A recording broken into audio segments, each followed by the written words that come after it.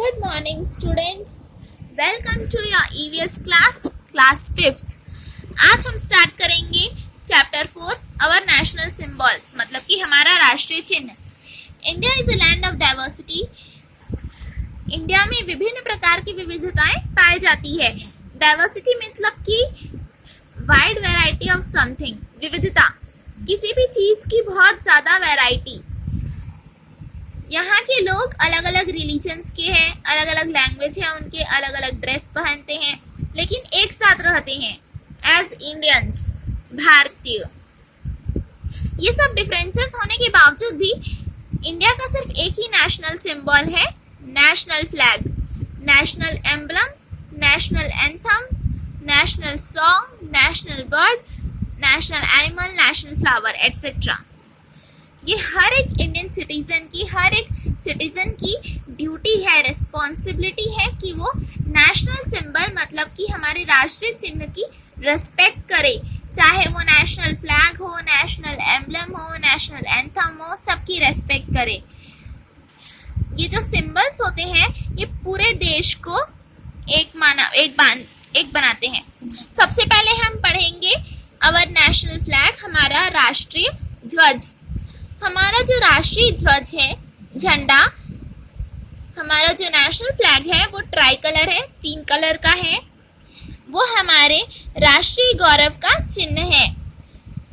उसके 3 कलर्स होते हैं. सबसे पहले देखते हैं सैफरॉन सबसे ऊपर में रहता है, व्हाइट बीच में रहता है और ग्रीन नीचे में रहता है.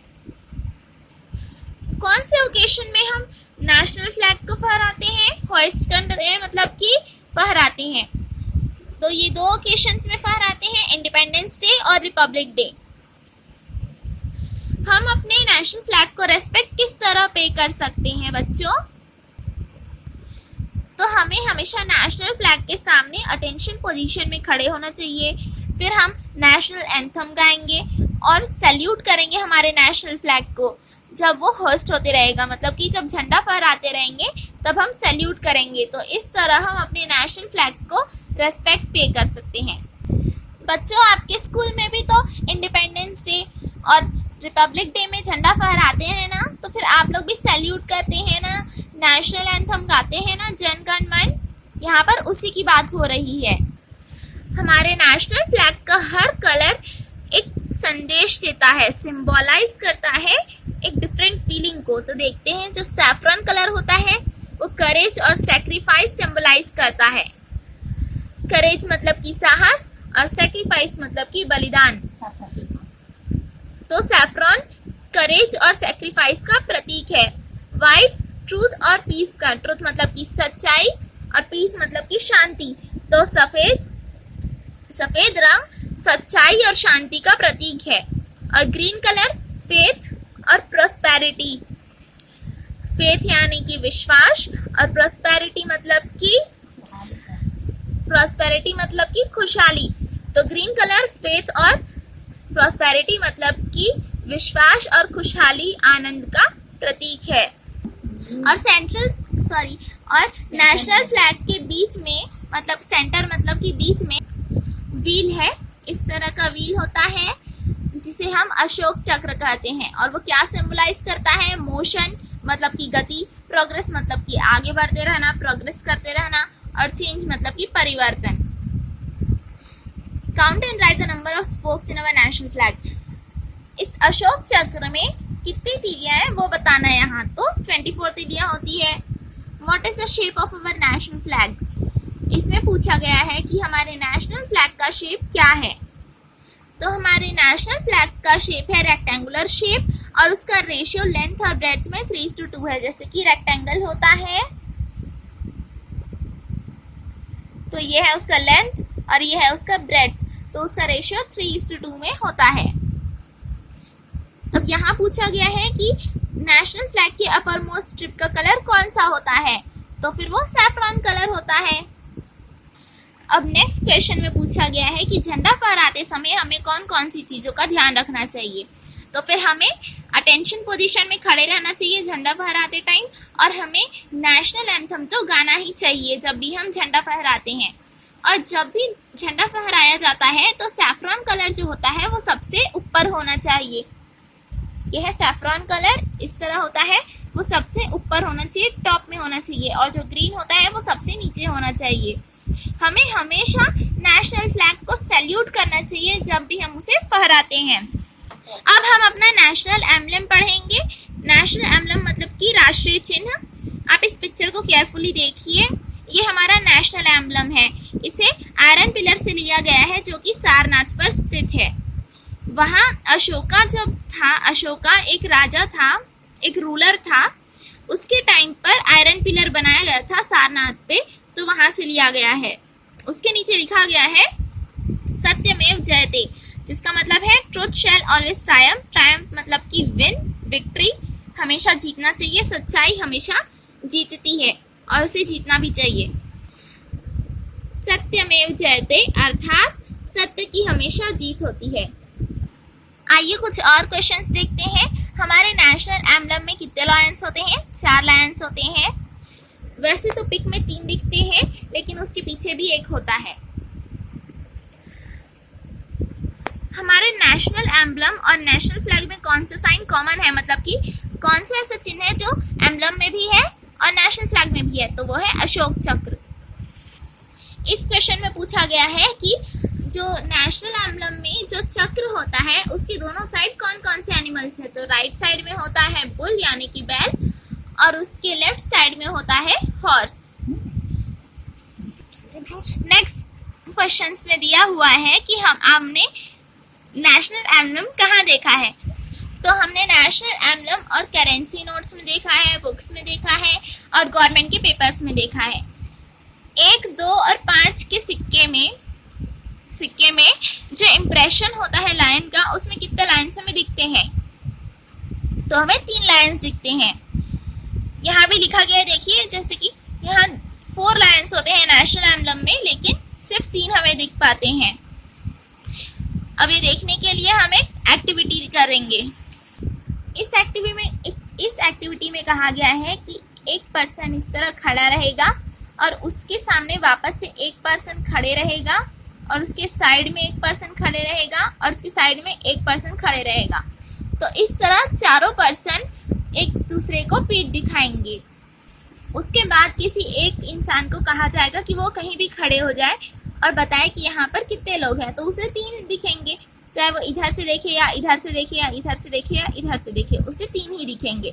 तो इसी तरह नेशनल एम्बलम के 3 लाइन्स दिखते हैं हमें, जबकि होते कितने हैं? 4 होते हैं। अब हम नेशनल एंथम के बारे में पढ़ेंगे। आप सभी को तो याद ही होगा जन गण मन, कि हमारा नेशनल एंथम है। ये किसके द्वारा कंपोज किया गया था? रविन्द्रनाथ टैगोर। अब यहाँ पे क्वेश्चन दिया गया है कि हमें किस तरह खड़े होना चाहिए नेशनल एंथम गाते वक्त? तो हमें अटेंशन पोजीशन में खड़े होना चाहिए।